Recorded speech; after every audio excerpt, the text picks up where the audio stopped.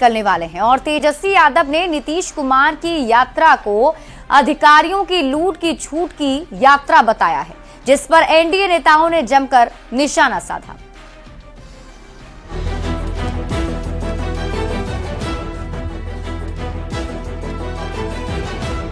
– 2005 में न्याय यात्रा कर बिहार की राजनीतिक तस्वीर बदलने वाले नीतीश कुमार एक बार फिर यात्रा पर निकलने वाले हैं।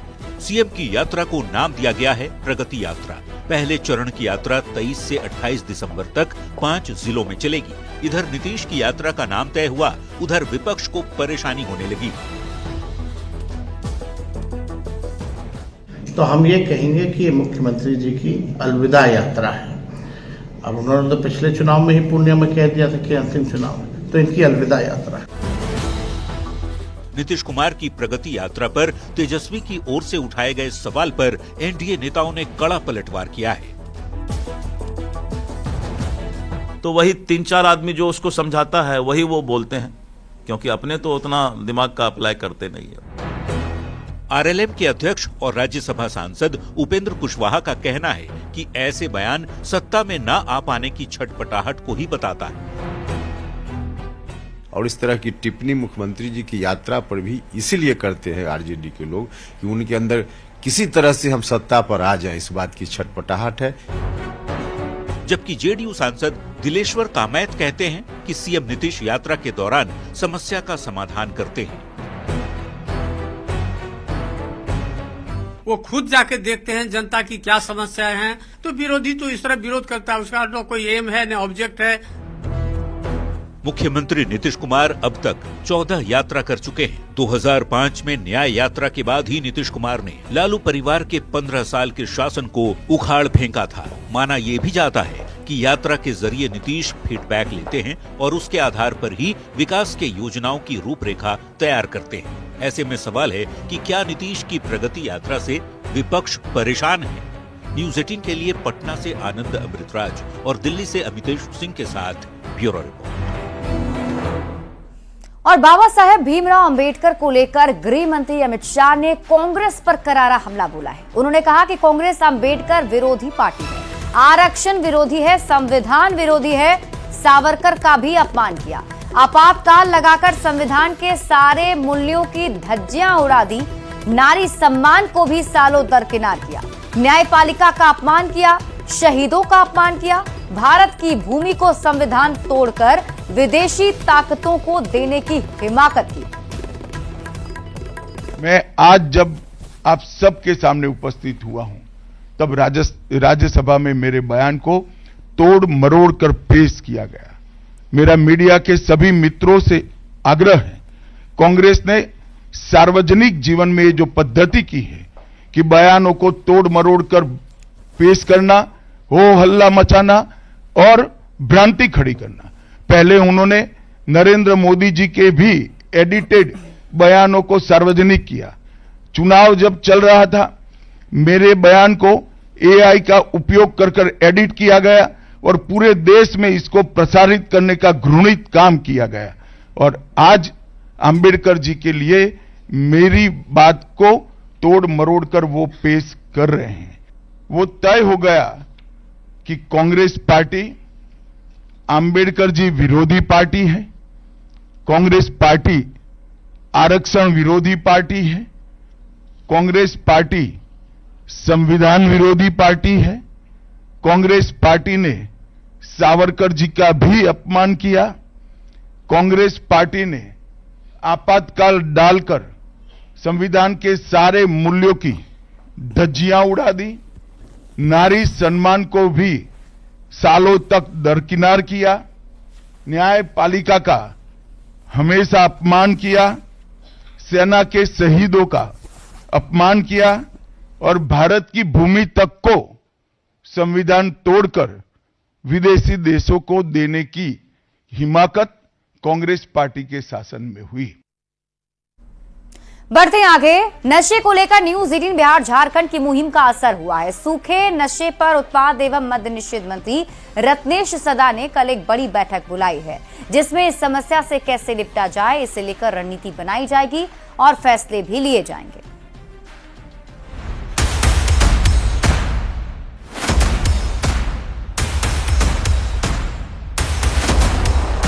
शराबबंदी के बाद बिहार के युवा सूखे नशे की चपेट में घिरते जा रहे हैं। आए दिन गांजा, चरस, हेरोइन, कोकीन और अफीम की खेप पकड़ी जा रही है, जिसके खिलाफ न्यूज 18 ने मुहिम चलाई और अब उसका असर भी दिखने लगा है। मद्य निषेध मंत्री रत्नेश सदा ने गुरुवार को बड़ी बैठक बुलाई है, जिसमें सूखे नशे के खिलाफ रणनीति बनेगी और नशे पर रोक को लेकर फैसले लिए जाएंगे। और खास करके सूखा नशा जहां तक बात आया है उस पर हम काफी गंभीर हैं। कल इस विषय पर हम चर्चा करेंगे। जितने मद्य निषेध उत्पाद के बॉर्डर इलाके में हैं, एक्साइज सुपरिटेंडेंट उससे बात करके इस पर और कड़ी निगरानी करेंगे। न्यूज 18 ने मुहिम क्यों चलाई और क्यों मंत्री को बड़ी बैठक बुलानी पड़ी, उसको समझने के लिए हाल के दिनों में पकड़ी गई ड्रग्स की खेप के बारे में जानना जरूरी है, जिसके आंकड़े डराने वाले हैं। सिर्फ दिसंबर महीने की ही बात करें तो 17 दिसंबर 2024 को पूर्णिया के बॉर्डर इलाके से 315 ग्राम स्मैक के साथ 2 तस्करों की गिरफ्तारी हुई। 17 दिसंबर यानी उसी दिन मोतिहारी में स्कूल बस से 200 किलो गांजा जब्त हुआ, जबकि 12 दिसंबर को पूर्णिया में 1 करोड़ रुपए की ब्राउन शुगर पकड़ी गई। 12 दिसंबर को ही मोतिहारी में 7 करोड़ की हेरोइन जब्त की गई और 5 तस्कर अरेस्ट किए गए। वहीं इसके पहले 8 दिसंबर को भी मोतिहारी से ही 10 करोड़ की स्मैक, चरस और गांजा जब्त किया गया और 1 तस्कर की गिरफ्तारी हुई थी। बिहार सरकार शराबबंदी के साथ नशे के खिलाफ लगातार अभियान चला रही है। शराब के साथ सूखे नशे को जब्त भी किया जा रहा है, लेकिन जागरूकता के लिए जन भागीदारी भी बेहद जरूरी है। न्यूज 18 के लिए पटना से आनंद अमृतराज के साथ bureau report. AK-47 assault rifle और गोला बारूद की बरामदगी से जुड़े मामले में NIA की टीम ने 4 राज्यों के 17 ठिकानों पर छापेमारी की, जिसके बाद से खलबली मची हुई है और जिन इलाकों पर NIA की टीम ने रेड किया है उन इलाकों में खौफ और दहशत का माहौल कायम है, क्योंकि मामला खतरनाक हथियार की तस्करी से जुड़ा हुआ है। में दिख रहा यही वो खौफनाक और खतरनाक हथियार है जिसकी बरामदगी के बाद से खुफिया एजेंसियों के कान खड़े हो गए हैं और NIA एक्शन में आ गई है। 4 राज्यों के 17 ठिकानों पर छापे की कार्रवाई की गई, जिसमें बिहार का मुजफ्फरपुर और हाजीपुर भी शामिल है। इसकी तस्दीक छानबीन करती NIA की टीम कर रही है। NIA की टीम ने मुजफ्फरपुर के कुढ़नी प्रखंड के मनकौली में मुखिया नंद किशोर यादव उर्फ भोला राय के घर दबिश देकर करीब 7 घंटों तक छानबीन की है। 7 घंटों की जांच पड़ताल के बाद टीम के हाथ कुछ अहम कागजात लगे हैं, साथ ही 10 लाख कैश भी टीम ने बरामद किया है। जो यहाँ के मुखिया हैं भोला राय और NIA की टीम सुबह 5 बजे ही यहाँ पर पहुंची थी। उसके बाद से तमाम कागजातों को खंगाल रही है। हाल ही में एक अत्याधुनिक हथियार बरामदगी मामले को लेकर इनकी संलिप्तता, इनके बेटे के नाम जो अनीश है उसकी संलिप्तता आई थी। AK-47 बरामदगी की बात सामने आई थी। इसी गांव से एक कब्रिस्तान से श्मशान के नजदीक वो AK-47 बरामद हुआ था। उस मामले को लेकर NIA की टीम जो है लगातार जो है जांच की बात कर रही थी। NIA की टीम हाजीपुर में भी 2 ठिकानों पर रेड करने पहुंची। SDO रोड स्थित अधिवक्ता संदीप कुमार सिन्हा के घर की गहन तलाशी ली। वहीं NIA की टीम कृष्णापुरी स्थित सत्यम कुमार के घर को खंगालती नजर आई, लेकिन दोनों जगह से कुछ बरामद नहीं हुआ। करीब 8 माह पहले का ये मामला है और इस 8 माह पहले जो गिरफ्तारी हुई थी उस मामले में NIA की टीम ने रेड की है। दोनों ही जगहों पर NIA की टीम ने घर की तलाशी ली और घर की तलाशी लेने के बाद वापस लौट गई। जो टीम आई थी NIA का, ये जो है 47 एक बरामद हुआ था, जिसमें बिहार पुलिस के तरफ से मेरे भाई को गलत तरीके से फंसा दिया गया था। उसी में रेड करने आई थी NIA। जानकारी के मुताबिक 8 महीने पहले मुजफ्फरपुर जिले के मनकौली गांव के शमशान से AK-47 बरामद हुई थी। इसी मामले में NIA की टीम जगह जगह रेड कर रही है और AK-47 से जुड़ी उलझी गुत्थी को सुलझाने की जद्दोजहद कर रही है, ताकि मास्टरमाइंड तक पहुंचा जा सके। न्यूज 18 के लिए मुजफ्फरपुर से प्रियांक सौरभ और हाजीपुर से प्रफुल्ल कुमार के साथ ब्यूरो रिपोर्ट। बढ़ते आगे, खबर आपको गया से बताएं, जहां बंद पड़े सिनेमा हॉल में लगी भीषण आग, 20 लाख का सामान जलकर खाक हो गया है। मामला टेकारी थाना क्षेत्र के बेलहरिया स्थित किसान सिनेमा हॉल का है। सिनेमा हॉल कई सालों से बंद पड़ा था और उसे गोदाम के रूप में इस्तेमाल किया जाता था। ऐसे में गोदाम में रखा लाखों का सामान जलकर खाक हो गया है। आग इतनी भीषण थी कि दूर दूर तक काले धुएं का गुबार देखने को मिल रहा था। तस्वीरें आपकी टीवी स्क्रीन पर आपको दिखा रहे हैं। गनीमत यह रही कि हादसे में कोई जनहानि नहीं हुई है।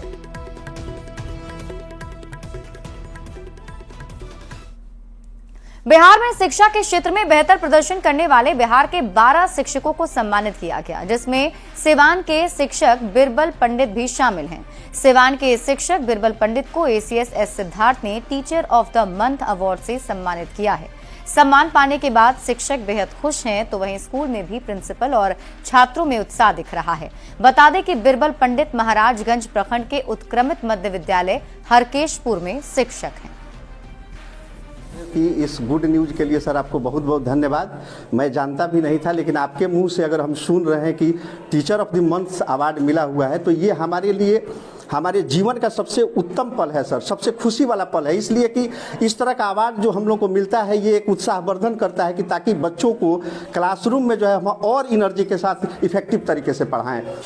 बहुत ही योग्य टीचर हैं और इससे होगा कि यहाँ के समाज में बच्चों को बहुत फ़ायदा मिलेगा।